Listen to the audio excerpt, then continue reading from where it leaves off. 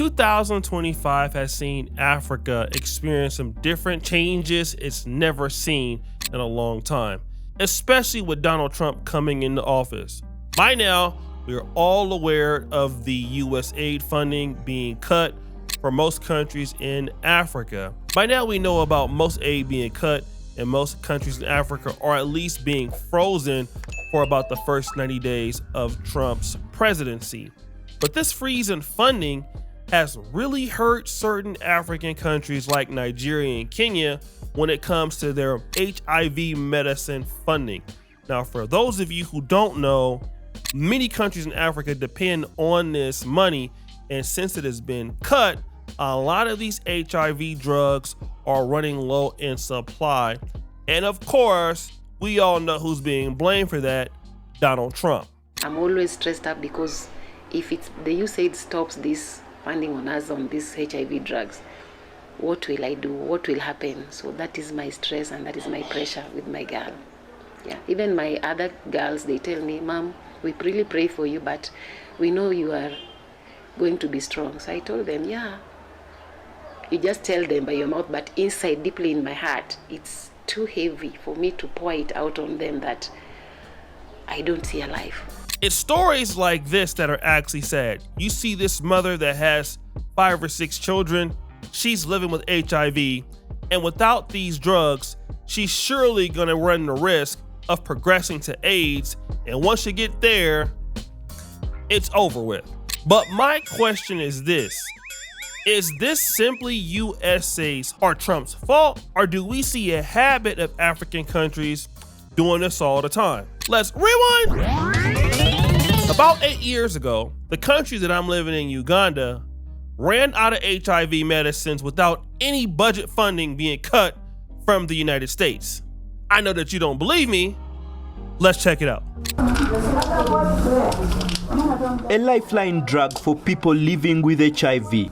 But Uganda says it has run out of the HIV/AIDS medication. It's a big concern for those living with the disease. A stock out of ARVs in my country or in my community or at the health facility means I don't have a life. Because when there is no ARVs, trust me, you cannot combat HIV. Because ARVs help us in suppressing the virus. Health officials say the stock levels for different types of drug treatment are low at health facilities countrywide. This has forced many, like Brian, to go without HIV medication for months, while some people have been forced to share what drugs are available. I'm going to damage my liver, my system inside will die because that's not the drug I'm supposed to take. Because some combinations are too strong compared to other combinations. The current shortage is only the latest in a list of supply chain problems that have caused a similar lack of drugs and condoms in the past. Health experts say continued mismanagement of the distribution chain is harming the Ugandan HIV response. Uganda's HIV prevalence rate now stands at 7.3%, up from 6.5% in the last 5 years. Health authorities say they are seeking support from aid agencies to address the drug shortage. We are making sure that the global fund procurements are brought forward. We are working with the Ministry of Finance to make sure they give us money we pay Quality Chemicals. Quality Chemicals is the factory, is the pharmaceutical company that gives us ARVs. According to experts, this campaign to avert the current shortage requires Uganda's government to consider doubling its annual budget for HIV, AIDS and TB drugs from its current sum of $30 million to over $70 million. But wait, there's more. Uganda also ran out of cancer treatment drugs when it also had all the funding from the USA. The Uganda Cancer Institute at the National Referral Hospital in Mulago is a center of excellence for cancer treatment in Uganda. But the government facility has no drugs. We as people who look after patients and have to actually sometimes see them go back home without drugs or see them wait around for drugs. It affects us, it demotivates us because we chose this profession to help. But wait a minute, Let's fly all the way to South Africa, where you're gonna see drugs not being there and the staff treating people like shit. Recent data by group Richitze has revealed that HIV patients in South Africa have complained about the poor treatment received at healthcare facilities, which saw them missing their appointments and even stopping the clinic visits. The data reveal uncaring attitudes, lack of treatment, literacy, information, and patient confidentiality in Gauteng clinics, unfriendly services and lack of privacy amongst 9 key issues outlined in the 3rd edition of a new Richitze State of Health report in the province. Statistics show that 25% of staff shouted at them when they go for medication, with 21% saying the staff sent them to the back of the queue and they lack privacy in this state of health. Now you see, in South Africa, not only will you not get the drugs, they will kick your ass out of the hospital for no reason and send you back to the end of the line or to the back of the damn queue. That's crazy, right? Now, I'm not saying this because I'm not sympathetic to what goes on in African countries. Hell, I live in an African country that I love very much called Uganda. But the issue cannot be blamed at the United States or Canada or anybody else who wants to cut off funding here in the continent of Africa. You want to know who is really at fault for this? Africa itself. Let's go down a stroll on memory lane, shall we? Storytime music! Let's say, for example, I decide to walk down the street in my lovely neighborhood here in Kampala. Sometimes I will come across beautiful, nice holes in the ground called potholes. They're very nice. You could even break your ankle if you're dumb enough to step in one, like I am. And not only that, they're even cool potholes. There are pictures on the internet where people like pour water in it and make jokes like they're baptism pools. Now, assuming that the United States was giving money for these potholes to be filled, then they said, you know what? We're not gonna give you money to fill those potholes that you're never filling. Then people in Uganda or Kenya or Nigeria, wherever in Africa, in which you see potholes everywhere, somebody would say, oh my God, you're not giving us money for the potholes. You're a loser, you asshole. Like, that's what they would say. But the reality is that not only do governments give money to these particular health organizations, but also foreigners give money to these things. And in respective African countries, people actually give money to certain departments, and then you wanna know what happens? Oh shit, I don't know what happened because somebody took it. I don't know how it got taken.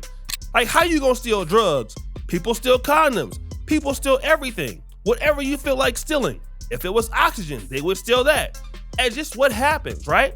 So when somebody wants to cut the budget for shit that you have not bought in the past, well, it's hard to feel sorry for you. Now, unfortunately, this lady who has HIV that could progress to AIDS, she doesn't deserve that, because as a citizen of that country, and everybody in the world has these diseases and they have these drugs available, she needs to live.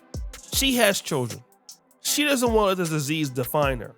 Unfortunately, we have seen evidence, and I've just shown you, of people fucking it up in the past already. This is not me dissing anybody. I mean, just Google it. Look at HIV drugs going missing, drugs going missing, cancer drugs going missing, anything going missing, and then you will know that this is not a US aid problem, because even if you've given them the money, they would still do something silly like this. This is not everybody, but it does happen all the time. So when you do stuff like this, it's very easy for the USA to say, well, damn, we need to spend that money on us. Like, we shouldn't help them fix their potholes, because they're not gonna fix those potholes. O'Shea is gonna walk outside there tomorrow anyway and break his damn kneecap on the side of the road while some damn goats on the side of the road taking a piss and watching me as I bleed out in agony. That's the reality of what happens over here. And this needs to be a message to all of us in the black world. People are tired of us overall complaining about why other people don't want to help us. People are going to sell you at one point, fuck off and go and help yourself. We don't really want to hear that stuff. And for many people, you're not going to like that kind of verbiage. But We're gonna have to grow up, all right? If you're not gonna take care of your own problems, nobody wants to take care of their problems too. Because let me just tell you this. Here's what I know. For people in the United States and other first world countries who pay taxes, they want that money that they work for to go to where? You guessed it, to the people that actually live in that damn country. They want their roads to be fixed, not your roads. They want their healthcare system to be fixed, not yours. They want their educational system to be better, not yours, because you are not working in that country, and so you don't deserve any of that damn money. That's what's going on. And most countries are really supporting presidents that are saying, look, we want to cut the rest of the world completely off. Like, who cares about them? Especially if they're not European. Now, if they're France, if they're Germany, maybe even if they're Ukraine, they're still white. But if they are black, oh yeah, we can cut them off. Anytime, we'll cut them off. Who gives a damn? We don't like them anyway. And so you can't complain about what you're not owed. And that's the issue. You can say they owe you and that they should help you. But the fact of the matter is, they are not. And so when you have the money to spend on your own people, this is where Africa must hold its leaders accountable and say, hey guys, can you stop stealing HIV drugs? Can you stop stealing water bottles or whatever else the case may be, so that we can actually have a country that's a little bit more functional. And if we can do that, everything will be fine. Last words and last thoughts. I was watching a program, I don't know if it was BBC Africa or some documentary, but it was a very smart guy, African guy. He was a politician. He said, the aid that comes into Africa is not nearly as much as what is stolen from Africa itself. So in other words, Africa, if it could just minimize its corruption, it has 400 to 500% of the money that it already generates by itself without the aid, which means that Africa could typically take care of itself and wouldn't need aid. But the reason why Africa needs aid, because they're gonna steal that too, is because of the corruption. Even if it was like lessened by like 30%, Africa wouldn't even need aid. That's how much money is in Africa. You see what I'm saying? So it's not just getting rid of it, because we know y'all not gonna stop that, right? We gonna be real. We kind of like it sometimes, especially when we want to go home early and get out of a traffic ticket. However, the money is already here. Everything you need is already here. You don't need people to give you something that you already have. Just gotta appreciate it. So guys, what do you think? It's your boy Usher D Jackson back at it again with another episode of Fair Use. We're out.